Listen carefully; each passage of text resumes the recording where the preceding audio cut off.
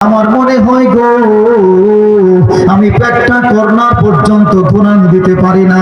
আমার পাখা গরুর মধ্যে একটা পাখার মধ্যেও শক্তি নাই।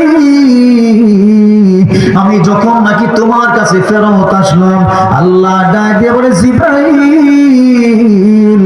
একটু আগে না বলেছিলা 600 পাখা দিয়ে আমি কি করব? এখন তোমারে বুঝাই দিলাম আমি আল্লাহ যত মহান, আমি আল্লাহ যত বড়। আল্লাহু লা ইলাহা ইল্লাহু আল হাইয়ুল কাইয়্যুম।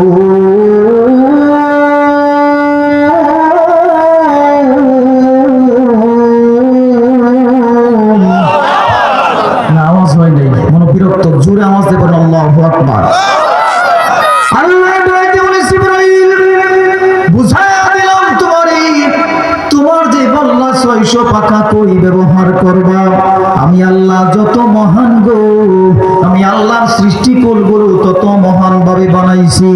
আমি আল্লাহ যে বলছি যেই মানুষগুলো দুনিয়া থেকে মুমিন হওয়ার পরে কাল কিয়ামতের ময়দানে জান্নাতের মধ্যে যাবে, আমি আল্লাহ বলছি নিম্ন মানের যে নিচু মানের একটা মুমিন জান্নাতে যাবে, এই বান্দা কেউ আমি আল্লাহ কাল কিয়ামতের ময়দানে এই গোটা দুনিয়ার মতো 10টা দুনিয়া পরিমাণ এত বড় একটা রাজত্ব, একটা জান্নাত দান করব।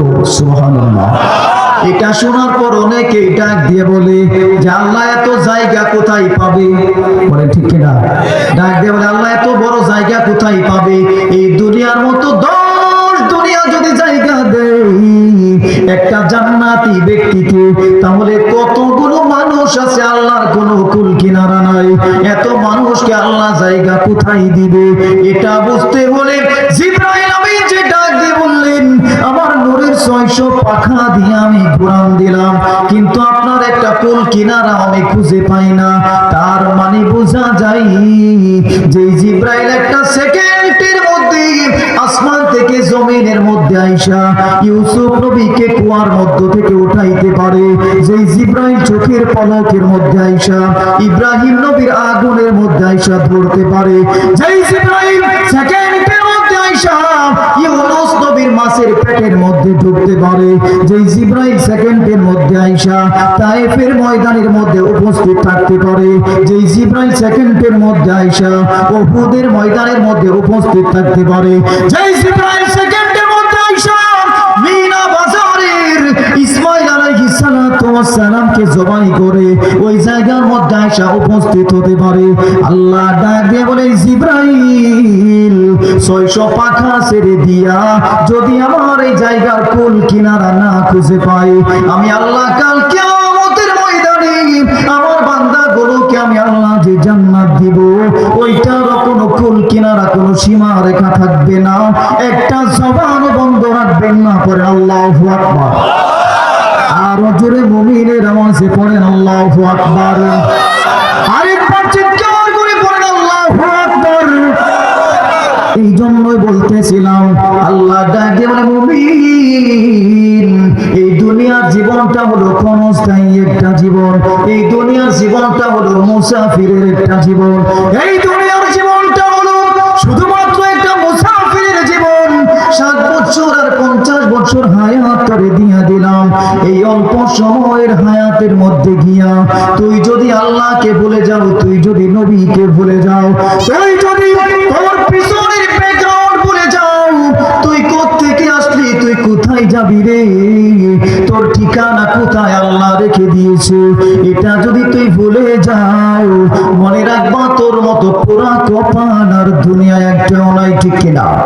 মানুষ বানালে প্রভু, দিলে মান সম্মান, হাসরের ময়দানে করোনা গো অপমান প্রভু, হাসরের ময়দানে করোনা গো অপমান।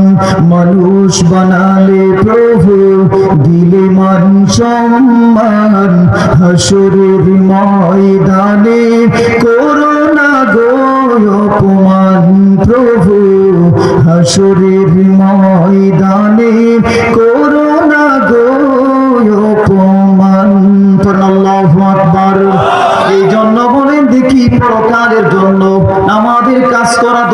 আছে না নাই? আরেকবার বলেন, আছে না নাই? আছে। মাশাআল্লাহ, আপনারা শ্রোতারা যে পরিমাণ, একদম প্যান্ডেল কানায় কানায় ভরপুর। বলেন আল্লাহু আকবার। আজকের মাহফিল সফল হয়েছে ইনশাআল্লাহ, জায়গা কানায় কানায় ভরপুর হয়ে গেছে আলহামদুলিল্লাহ।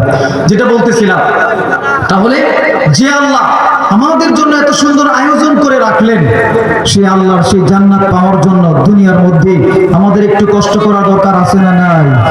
আছে। এক মুরব্বী, আমি যখন মসজিদে বসে আরাম করতেছিলাম, এক মুরব্বী কাকা এখানে আছে কিনা, তিনি গিয়ে আমাকে ডাক দিয়ে বলছে, আপনি সুন্দর দেখে একজন সাহাবীর একটা সুন্দর ঘটনা বলবেন, রিকোয়েস্ট করে বলছে। আমি কি বলবো? সাহাবীর ত্যাগ সম্পর্কে। দেখেন, শুধুমাত্র জান্নাতে যাওয়ার জন্য, শুধুমাত্র নবীকে কাছে পাওয়ার জন্য এই সাহাবী তার গোটা জীবনটা বিলায় দিছে, অথচ তিনি ছিলেন একজন রাজার ছেলে, তিনি ছিলেন একজন বাদশার ছেলে। পড়েন সুবহানাল্লাহ।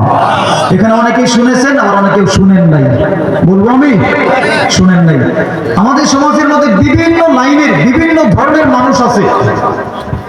ইমামে আজম ইমাম আবু হানিফা রহমতুল্লাহি আলাইহি, তিনার কাছে এক লোক গিয়া ডাক দিয়ে বলে যে, আপনি এত বড় একজন ইমাম, লাভ নাই তো?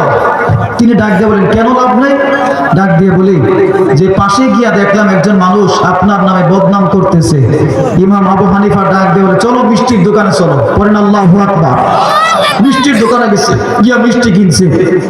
মিষ্টি কিনা ওই যে ব্যক্তি বদনাম করতেছে, ওই ব্যক্তির গিয়া নেয়া বলে, নেও মিষ্টি খাও।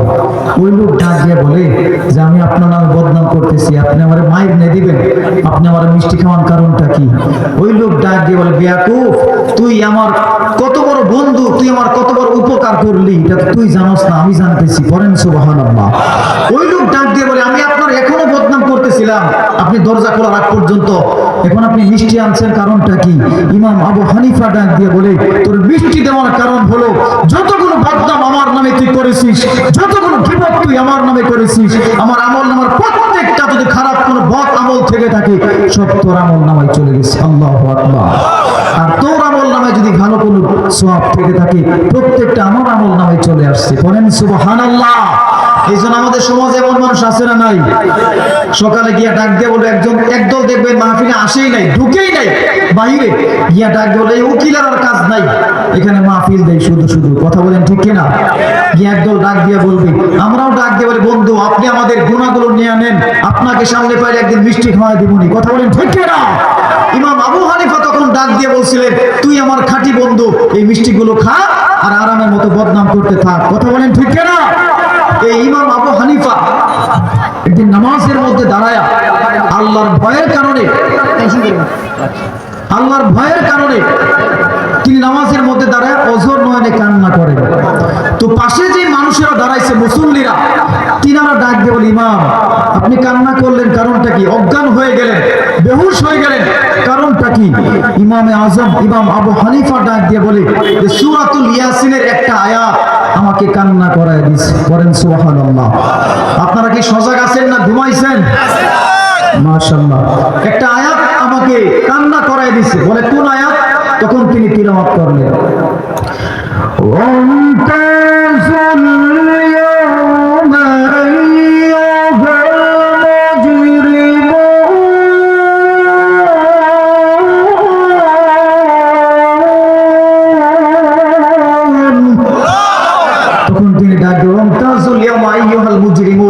আল্লাহ যখন কিয়ামতের ময়দানে এই আয়াতটা পড়ে আল্লাহ যখন বলবেন যে, যারা মুজরিম আছো, যারা আল্লাহ বিরোধী আছো, যারা আল্লাহর আইনের বিরোধী আছো, এক সাইড হয়ে যাও।